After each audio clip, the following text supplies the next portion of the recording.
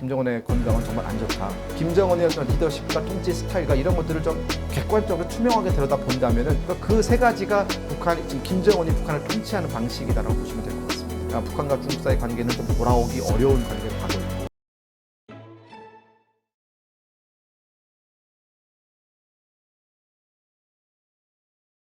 과거 그 김일성 통치 시대 때 김정은이 이제 후계자로 이렇게 나왔었잖아요. 네네. 아들로서 이제 그 방송에 소개가 되고 뭐 당 간부나 군 간부들에게 소개가 되고 그로부터 3년 후 김일성이 사망했다. 이런 이야기가 있잖아요. 네네. 이거 뭐 팩트라고 다 밝혀진 거고. 네네.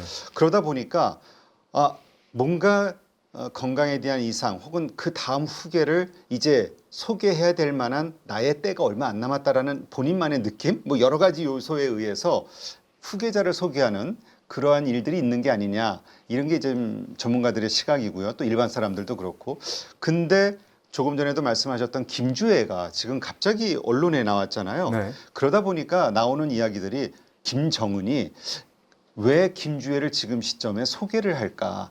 혹시 과거 그것 사건처럼 얼마 자신의 생명이 남지 않았다고 느낄 만한 건강의 어떤 이상 징후를 느끼고 있는 걸까? 뭐 하여튼 여러 가지 추측이 나오고 있어요. 네. 어떻게 이 상황을 이해하고 계시나요? 두 가지로 분석을 할 수 있습니다. 첫 번째는 앵커께서 말씀하신 바와 같이 김정은은 지금 누가 봐도 건강 상태가 정상인의 그 건강은 아닙니다. 키가 168 정도 되는데요, 김정은이.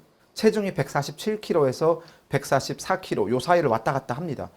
완전한 어떻게 보면은 고체중이고 정말 초고도 비만이고 그러다 보니까 여러 가지 어떤 합병증을 앓고 있습니다. 또 그 김씨 일가의 그 대표적인 병증이라고 할 수 있는 심근경색에 대해서 심혈관 계통의 질환을 김정은도 앓고 있는 것이 여러 차례 확인이 됐었고 또 무릎이라든가 관절이라든가 고관절의 어떤 여러 가지 무리 때문에 거동에 굉장히 불편함이 있어 보였고요.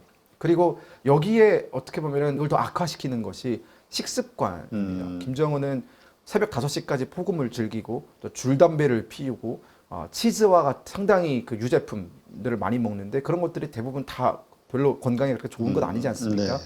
그렇기 때문에 김정은의 건강 상태가 상당히 안 좋다라는 것이 지금 드러나고 있는 것이고 김정은 주변 사람들만 먹기 위해서 중국으로부터 수입해가는 품목들이 있어요. 이게 정말 고위급 간부들에 의해서 몰래 수입이 돼 가는데 우리 국정원이 그들이 어떤 걸 수입을 해 가는지를 이렇게 지켜보니까 혈압을 낮추는 약을 정말 많이 수입을 해 간다라는 겁니다.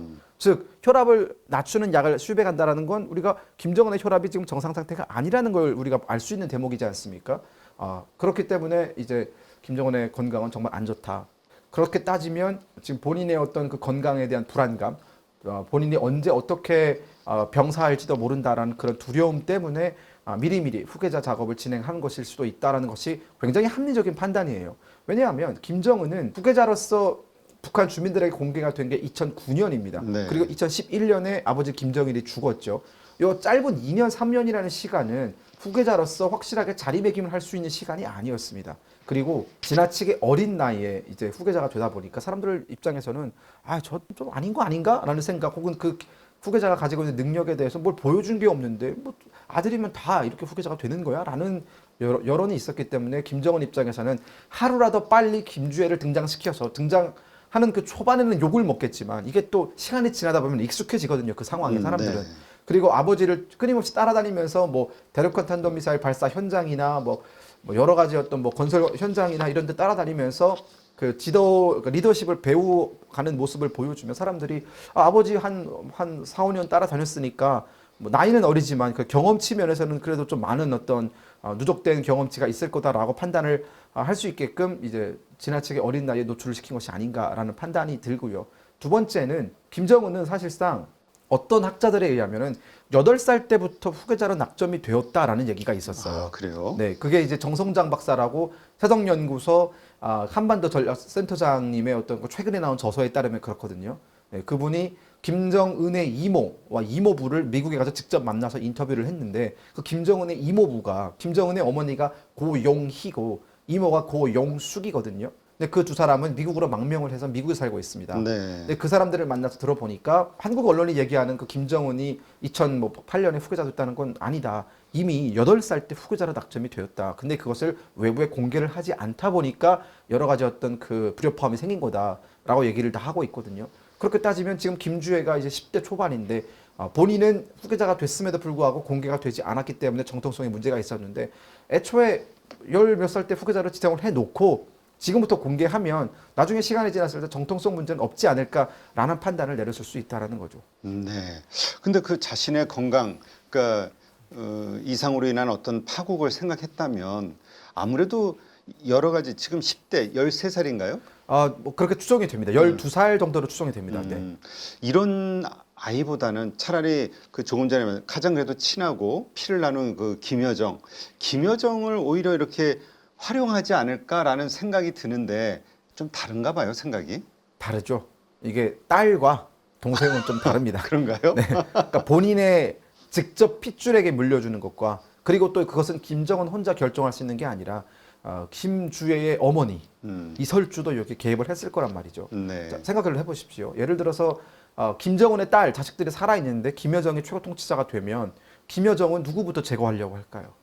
당연히 김정은의 자식들부터 제거를 하려고 하겠죠. 본인의 통치 정당성을 다지고 기반을 다지기 위해서는 김정은의 자식들을 제거해야 본인한테는 권력이 집중되는 것 아니겠습니까? 그렇기 때문에 김정은 입장에서는 사실 이거는 선택의 여지가 없는 겁니다. 아, 그래요. 네. 근데 이 이야기를 들어보니까 진짜 우리 그 역사 속에서 듣던 드라마에서 보던 그 왕의 자리를 놓고 쟁탈전을 벌이는 그 왕족들, 왕자, 이 어떤 권력 싸움하고 똑같네요. 북한은 봉건 왕조 조선 시대에서 이씨 조선이 김씨 조선으로 바뀐 거죠. 그냥 그거 빼고는 뭐 다른 게 없습니다. 네. 근데 지금 이설주 이렇게 말씀을 하시니까 네. 최근에 이제 가장 언론에서 호기심을 갖고 있던 것이 이설주가 언론에서 사라졌다. 이유는 이제 김주애를 부각시키기 위해서다. 이런 여러 뭐 이야기들이 좀 나와 도는데 이설주의 영향력이 그렇게 큰가요? 이설주가 북한 체제에 미치는 영향력도 물론 있겠지만 이설주가 김정은 개인에게 미치는 영향력은 정말 큽니다. 아, 그래요? 네, 이게 우리가 어떻게 확인할 수 있냐면 김정은의 그 여성 편력은 사실상 확인되지 않습니다. 김정일은 여성 편력이 정말 심했거든요. 공개적으로 확인된 부인만 4명이에요. 첫 번째 성애림, 그리고 리영숙, 그리고 세 번째가 고용희, 네 번째가 김옥. 4명이 지금 벌써 우리가 다 공개된 사실만이고 그 이외에 공개가 되지 않은 사람들까지 합치면 10몇 명 되거든요. 그만큼 여성을 밝혔습니다. 근데 김정은은 그렇지 않았어요. 지금 우리가 김정은이 현성월과 뭐 그런 밀월 관계다라고 얘기하지만 다 그거 뻥이거든요. 오직 자기의 어떤 조광지처인 이설주에게 집중하는 모습을 보여줍니다. 그리고 이설주와 금술이 좋다라는 거 여러 번 확인이 되고 있거든요. 그렇게 따지면 이설주가 김정은에게 미치는 영향력은 아주 크다고 볼 수 있죠. 네, 심리적으로 정신적으로 미치는 영향력이 큰 겁니다. 아, 그래요? 근데 진짜 그거는 좀 독특한 것 같아요. 아까도 말씀하셨지만 김정은에게는 딸만 둘 있는 걸로 현재 밝혀져 있다. 네네. 이렇게 얘기하는데 김정일을 보더라도 뭐 그 전에 김일성도 그렇고요. 막 진짜 여성 편력 이게 워낙 유명한 사람들이니까 그렇게 해서 여기저기서 자식을 막 낳아서 네. 더군다나 그 왕조라고 생각하면 아들을 낳기 위해서 여러 진짜 그 처첩을 예전에는 막 두었었잖아요. 네네. 그런 식으로 뭔가 아들을 갖기 위한 시도를 할 법도 한 것 같은데.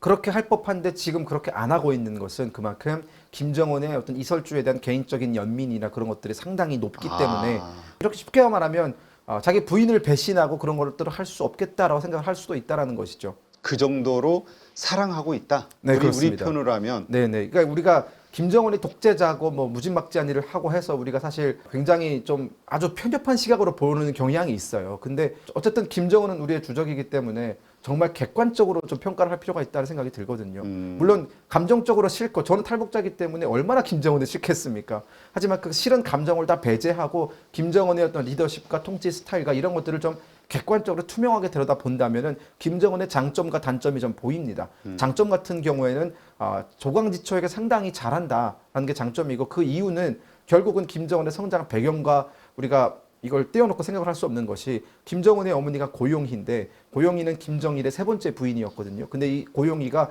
김일성으로부터 인정을 받지 못합니다. 김일성은 자기 아들을 저렇게 망나니처럼 이 여자 저 여자 만나고 다니는 걸 정말 싫어했거든요. 그래서 김정일의 첫 번째 부인인 성애림 너 처음에 만날 때에는 성혜림이 유부녀였어요. 네. 유부녀였는데 강제로 이혼시키고 김정일이 만난 거거든요. 그래서 그 둘 사이에 낳은 아들이 김정남인데 김정남도 또 그 출생의 그 여러 가지 비밀 때문에 삐뚤어져가지고 막 돌아다닌 거 아닙니까?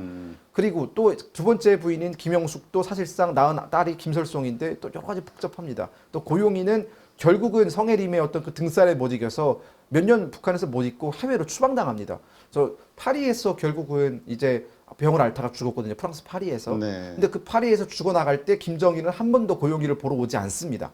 왜냐하면 다른 여자 만나라 바빴거든요. 네. 그러고 보니까 김정은 입장에서는 그 아버지 김정일이 얼마나 미웠겠습니까? 자기 어머니에 대한 그 애정이 강한 김정은 입장에서는 나는 저렇게 하지 말아야겠다라는 생각을 했을 가능성이 있다라는 것이죠. 네, 그렇군요. 사실 우리가 그냥 당연히 기쁨조를 통해서 우리 언론에서 알려진 대로 그런 어떤 향락을 좀 즐기지 않을까 이렇게 생각을 했는데 여러 가지 정황을 보면은 그렇진 않은 것 같다. 아버지와는 조금 다른 절제된 삶을 사는 가능성도 있습니다. 물론 그 절제라는 것이 술과 담배를 피는 건 우리가 좀 비판을 해야 되는 부분이지만 여성 편력 문제만큼은 김정은에게서 아직까지 문제가 드러났다라고 보이는 정황이나 징후가 없습니다. 네, 얼마 전에 일어났던 북한의 사건 중에 어느 지방에서 그 성상남 받은 네네, 간부들, 네. 간부들에 대해서 막 숙청하는 그 공개 그 네. 질책하고 네. 이런 일이 있었잖아요. 네. 이것을 가지고 아니 자기나 잘하지 이런 얘기가 좀 있었는데 김정은 입장에서는 정말로 화를 낼 만한 윤리적으로도 그렇게 좀 봐야 되는 건가요?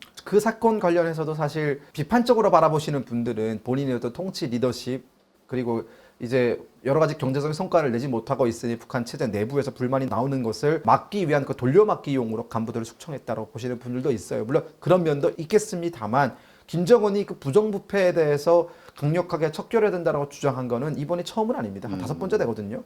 그리고 그때 항상 그 부정부패 척결을 얘기하면서 공직사회의 그 기강을 항상 얘기를 해왔기 때문에 그런 차원에서 이해를 하면 되겠다라는 것이고 두 번째는 김정은이 지금 야심차게 추진하고 있는 게 10의 20승 정책이라고 해서 10년 안에 20개의 군의 지방 공업 공장을 만들겠다. 그 공장에서 나오는 그 생산품으로 그 지방의 경제가 활성화되도록 만들겠다라는 것이 지방 공업 발전 계획이거든요. 그러니까 김정은이 그 계획을 내놓는 것은 평양을 제외한 북한의 많은 지방들은 너무나 낙후되어 있기 때문에 그것을 동시에 끌어올리기 위해서 야심차게 추진한 정책이고 김정은의 가장 대표적인 트레이드마크 정책입니다. 근데 그 정책을 수행해야 되는 그 지방의 간부들이 타락하고 몰락했다라는 것에 대해서는 김정은이 매우 강하게 질책을 하고 있는 것은 그만큼 본인의 정책이 만약 실패한다면 이건 정권의 존망과 관련되는 문제이기 때문에 절박감을 가지고 그렇게 다그치는 거다라고 이해를 하면 될 것 같습니다. 네, 이러한 것들을 보면서 그 김정은의 그 내부 통제를 위한 공포 정치가 다시 시작이 되는 거 아니냐 이런 이야기를 좀 하는 분들도 있거든요. 네네. 어떻습니까? 과거에 공포 정치를 했던 경우가 있었는지 네네. 그리고 지금의 경우가 거기에 해당이 되는 건지 어떻게 보세요? 뭐 공포 정치는 늘 있어 왔습니다. 그 공포 정치라는 것은 현존하는 북한의 독재 체제를 유지시킬 수 있는 매우 강력한 수단이기 때문에 북한이 그것을 포기할 일은 없습니다. 하지만 그 공포 정치도 이제 나름의 공포 정치가 다른데 얼마나 주기적으로 반복되느냐 그리고 어떤 공포를 주느냐의 문제거든요. 근데 아버지 김정일 시대 때에는 좀 심화도 사건이라든가 그런 것들을 통해서 간부들을 대거 숙청하기는 했습니다만 간부들을 숙청하는 것을 공개적으로 보여주거나 그런 것들의 빈도는 그렇게 많지 않았습니다. 근데 김정은은 간부들을 숙청할 때 거의 매번 다 공개 처형을 합니다. 아, 그래요? 네, 그게 좀 다른 점이죠. 왜냐하면 김정은은 간부 숙청에 대한 빈도수를 따지면은 아버지 김정일 때가 훨씬 많았거든요. 근데 공개 처형의 빈도수를 따지면 김정은에게 훨씬 더 많습니다. 그만큼 김정은은 공포의 극대화를 통해서 사람들한테 다시는 저런 짓을 하지 못하도록 그런 두려움을 심어주는 방식을 즐겨 사용한다라고 볼 수 있을 것 같습니다. 네, 그렇군요. 그 김정은이 현재 그 내부 통제를 하는 그 수단, 방법 네. 어떤 방법들을 사용하고 있습니까? 내부 수단 일단 첫 번째는 더 이상의 탈북자가 발생하지 않도록 하고 있습니다. 그러니까 탈북자라는 것은 북한 체제에 불만을 가지고 북한을 떠나는 사람들인데 그들을 막기 위해서 전체 북한과 중국의 국경 일대에 삼중으로 뭐 철조망과 전기철조망과 부비트랩과 이런 것들을 깔아놨거든요. 그래서 이제 육로를 통해서 북한에서 직접적으로 탈출을 하는 사람들의 숫자가 정말 확연하게 줄었습니다. 네, 그리고 두 번째는 말씀하신 것처럼 공포 정치를 통해서 김정은 체제에 대해서 불만을 감히 제기하지 못하도록 아예 그런 생각조차 하지 못하도록 틀어막는 방법. 그리고 세 번째는 이게 좀 의외인데 나름 또 그러면서 애민 행보를 보이고 있어요. 음. 네. 그러니까 좀 약간의 상반되는 모습이죠. 그러니까 다 계속적으로 공포만 가져가는 것이 아니라 그렇게 계속 북한 사회를 조이다 보면 언젠가는 터지게 되어 있으니 그 터지는 걸 좀 눅자치기 위해서 나는 애민을 정말 중요하게 생각한다라고 하면 이 간부들 숙청한 것도 결국은 애민 행보의 하나 일환으로 볼 수 있거든요. 인민을 위해서 그랬다. 뭐 그렇죠. 그러니까 이런 본인이 이렇게 하는 것은 다 국가를 위해서다. 그러면서 김정은 시대에 등장한 가장 대표적인 구호가 애국입니다. 애국. 애국이라는 구호가 김정은 시대의 하나의 어떤 결정적인 그 트레이드 마크로 작용을 하고 있거든요. 그러니까 그 세 가지가 북한이 지금 김정은이 북한을 통치하는 방식이다라고 보시면 될 것 같습니다. 네. 지금 그 탈북자죠.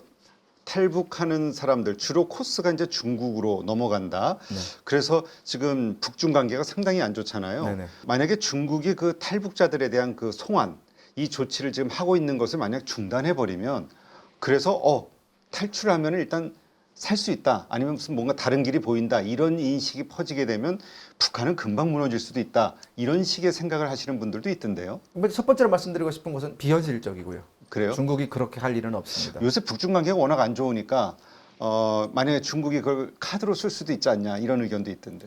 그것은 사실 하나의 면만 보고 두 번째 면은 동조는 사실 양면을 가지고 있지 않습니까? 북한을 혼내기 위해서 탈북민들을 북송시키지 않고 중국이 받아들인다라는 생각은 할 수 있으나 중국이 왜 지금 탈북민들을 북송하느냐의 그 이유에 충분한 조건이 되지 못합니다. 왜냐하면 북한이 탈북민들을 북송시키는 것은 북한 정권을 돕기 위해서가 단 하나의 이유가 아닙니다. 두 번째 이유는 중국도 마찬가지로 북한의 어떤 난민들이 대거 북중국경으로 들어오는 것을 그렇게 달갑게 생각하지 않습니다. 네. 왜냐하면 치안이 흔들리게 되고 있고요. 이 동북 삼성 일대의 치안은 사실 얼마 안 되는 공안 병력으로 그 수많은 영토를 커버하고 있거든요. 중국이 워낙 땅덩어리가 크고 인구가 많지 않습니까? 네. 그에 비해서 공안 조직이 정말 많이 뽑아놨지만 그럼에도 모든 공안이 모든 지역을 다 커버를 하지 못합니다. 특히나 수도로부터 멀리 떨어지면 떨어질수록 그 공안의 통제력은 약화될 수밖에 없는데 만약 북중국경이 열려서 중국이 만약들을 북송시키지 않는다라고 하면은 정말 많은 난민들이 들어올 텐데 그들이 다 한국으로 갈 거라는 보장도 없고요. 그 중국에 눌러 앉을 수도 있거든요. 그렇게 되면 중국 입장에서는 중국 공산당의 그 입장이나 중국 공산당의 어떤 지도를 따르지 않는 통제하기가 굉장히 까다로운 난민이 수십만 명이 생기는 것이기 때문에 그런 점에 대해서 중국도 똑같이 우려를 하고 있는 겁니다. 그렇기 때문에 중국이 북한을 혼내주기 위해서 그들을 받아들인다라는 것은 사실상 중국의 국내적인 이익을 놓고 봤을 때에는 현실성이 좀 떨어진다라고 볼 수 있습니다. 네. 지금 북중 관계 그럼에도 불구하고 결국은 다시 좋아지지 않겠냐. 지금은 러시아하고 가깝지만 그런 의견을 가지신 분들이 많기는 해요. 근데 시진핑도 김정은에 대해서 워낙 그 쌓인 게 많아서 네. 쉽지 않을 것이다라는 의견도 있고 김정은뿐만이 아니라 의외로 네. 북한 주민들이 중국에 대한 그 감정이 그렇게 좋은 것 같지는 않더라고요. 네, 그렇습니다. 이게 북중 관계라는 것은 사실상 필요에 의해서 서로가 서로를 필요에 의해서 맺어진 동맹이었지만 감정적으로는 사실 그렇게 친밀했던 적은 없습니다. 이게 북한 주민들도 중국에 대해서는 천년의 적이다라고 얘기를 하고 있거든요. 그렇기 때문에 지금 현재 김정은과 시진핑 사이의 어떤 감정의 골이 깊어지고 어떻게 보면 돌아올 수 없는 다리를 지금 막 걷고 있는 느낌이거든요. 아직 완벽하게 다 건넜다라고 보기에는 좀 어렵지만 지금 그 다리 위에 있는 것 같습니다. 돌아올 수 없는 다리 맨 끝에 있는 것 같아요. 한 발짝만 내디면 이제 그 다리는 불살라지는 겁니다. 이런 시점까지 오게 된 것은 결국은 이제 대한민국 입장에서는 좀 유리한 국면이라고 볼 수 있죠. 우리가 항상 골머리를 앓는 것이 중국과 북한 사이 그 관계에 어떻게 끊어놓을 것이냐가 문제였는데 대한민국이 아무런 노력도 하지 않았음에도 불구하고 저들 사이가 저렇게 멀어지고 있다는 것은 우리 입장에서는 상당히 또 반전의 어떤 그 모멘텀으로 삼을 수 있는 기회이기도 하죠. 네. 자, 이렇게 안 좋은 가장 근본적인 이유는 제가 듣기로는 중국조차도 이 그 왕조처럼 이 승계하는 것, 권력 승계 이것에 대해서 반대를 했었다. 등소평 시대 때부터 그렇게 들었는데 진짜 이유, 가장 큰 이유는 뭡니까? 이렇게 서로 틀어진 가장 큰 이유. 중국 입장에서는 사실 김정은 체제가 요구하는 것들을 한 번에 들어주기가 어려웠습니다. 북한이 2017년 6차 핵실험 이후에 유엔으로부터 매우 고강도의 제재를 받는데 그 고강도 제재를 받는 그 핵심 내용은 그러니까 해외로 파견된 북한 노동자들을 전부 다 송환시키라는 거였거든요. 해외로 파견된 노동자들을 벌어들이는 그 외화의 양이 상당했습니다. 그리고 게다가 캐시로 들어왔기 때문에 북한 당국 입장에서는 아주 적절한 캐시 카우였는데 그게 이제 다 끊긴 거죠. 유일하게 안보리가 그런 제재를 내렸음에도 불구하고 북한의 뒤를 봐주고 있던 게 중국이었어요. 네. 중국은 여전히 약 15만 명에서 20만 명에 달하는 북한 노동자들을 동북 삼성 일대 받아들이면서 북한 정권을 유지시켜 왔는데 이 코로나 시대 때 들어서면서 이 북한과 중국이 갈라지기 시작하는 겁니다. 코로나가 딱 터지자마자 중국 입장에서는 그때 뭐였습니까? 우한 코로나라고 부르는 걸 굉장히 싫어했고 중국이 코로나의 발상지라는 것에 대해서 인정하는 걸 거부하지 않았습니까? 네. 중국이 가장 믿었던 북한이 북중 국경을 완벽하게 봉쇄를 해버립니다. 아. 그 말은 중국이 코로나의 발상지라는 걸 북한이 인정을 하고 아예 경계한다는 것 아닙니까? 그러면서 이제 중국과 북한 사이 관계가 그때부터 멀어지기 시작하면 중국 입장에서 서운함을 느끼는 것이죠. 야, 우방인데 왜 저렇게까지 할 필요 없지 않느냐라고 하지만 김정은은 또 김정은 나름의 이유가 있습니다. 북한의 보건 체계는 정말 열악합니다. 한번 코로나가 휩쓸기 시작하면은 그거 막아내는 거 정말 어렵습니다. 그러다 보니까 정말 사람 한 명 뭐 다니지 못할 정도로 완벽하게 막아버리거든요. 무역도 다 끊어버립니다, 북한이. 그러면서 중국이 그때부터 약간의 북한의 배신감을 느끼고 북한을 압박하는데 그 압박하는 수단 중에 하나가 해외 노동자들을 전부 다 돌려보내겠다라는 거였습니다, 북한으로. 북한 입장에서는 그렇게 되면 우리가 너무 힘드니까 점차적으로 좀 점진적으로 다시 귀환을 시키고 새로운 인력을 파견하는 방안에 대해서 논의를 하는데 중국이 그거에 대해서 북한이 원하는 수준의 답변을 주지 않습니다. 그게 약 3년 정도 협상이 지지부진하게 이어지거든요.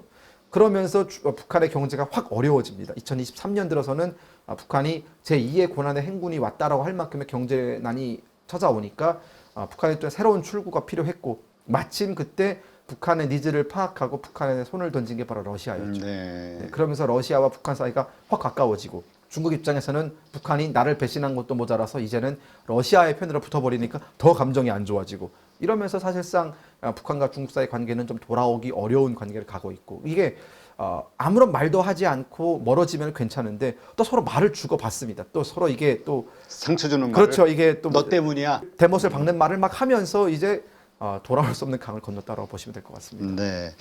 역시 옛 말이 맞는 것 같아요. 곳간에서 인심이 난다고. 그렇죠. 네. 먹고 살기가 힘들어지니까 그렇죠. 서로 자기 각자 도생의 길을 걸을 수밖에 없는 그런 환경. 이것이 결국 지금의 북중 관계를 만들었다. 이렇게 보면 되겠군요.